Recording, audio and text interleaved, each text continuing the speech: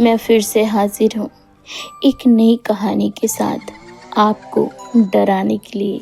और ये कहानी किसी और की नहीं, मेरी आप बीती है, जो घटना मेरे गांव में हुई थी और जिसकी चश्मदीद गवाह मैं खुद हूँ। मुझे आज भी नहीं पता कि वाकई जो चीज़ें हुई थी वो भूत प्रेत से रिलेटेड थी या बस लोगों के मन का डर। तो आप जानना चाहोगे क्या हुआ था मेरे गांव में, और उस औरत ने ऐसा क्या किया था कि लोगों के मन में कई महीनों तक उसका डर बना हुआ था। मेरी मुलाकात मेरे गांव में रूबीना नाम की एक लड़की से हुई। लड़की नहीं कहूँगी, वो 2 बच्चे की माँ थी, पर हाँ, उम्र उतनी नहीं थी। आंखें उसकी भूरी कलर की थी। लोग उसे डायन बुलाते थे। ऐसा क्यों था, ये कहानी में आगे पता चलेगा। कहानी सुनकर आपको क्या लगता है ये ज़रूर बताइएगा। चैनल को सब्सक्राइब भी कीजिए क्योंकि आपके सपोर्ट की हमें काफ़ी ज़रूरत है। अगर आपसे भी कभी पैरानॉर्मल चीज़ों का भेंट हो चुका है तो कहानी ज़रूर बताइएगा। हमें बहुत खुशी होगी आपकी कहानी भी और लोगों तक पहुंचाने में। मेरी मुलाकात रूबीना से हुई थी। वो ज़ुबान की काफ़ी तीखी थी, पर पता नहीं क्यों मेरे साथ उसकी अच्छी बनती थी।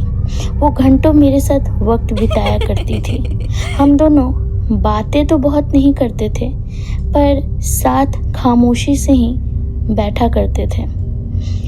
ऐसा कहा जाता है कि वो काफ़ी झगड़ालू किस्म की थी, और कुछ दिनों में मुझे भी ये बात पता चल गई थी क्योंकि आए दिन उसके घर से झगड़े की आवाज़ आती थी। एक रात रूबीना काफ़ी रो रही थी।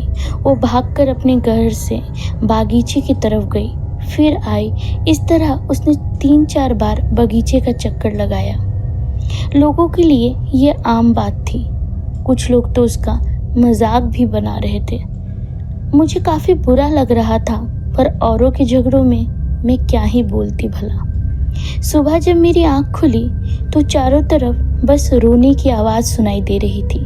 किसी से पूछने पर पता चला रूबीना ने कल रात फांसी लगा ली है और उसकी मौत हो चुकी है।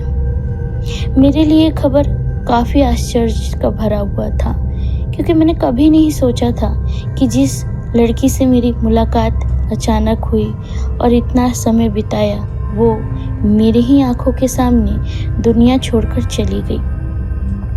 मैं भी उसकी लाश को देखने उसके घर के तरफ बढ़ गई, लेकिन दादी के मना करने पर मैंने अपने कदम वापस ले लिए।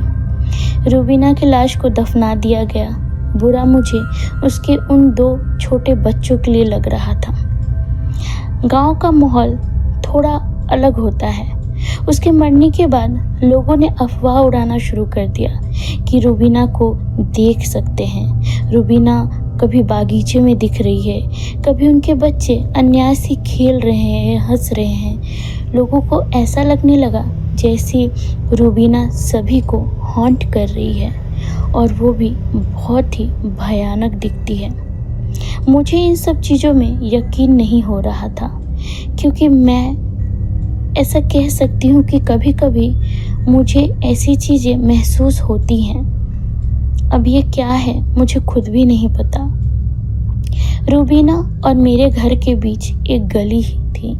लोगों का कहना था कि कईयों ने उसे उसी गली में खड़ा देखा है।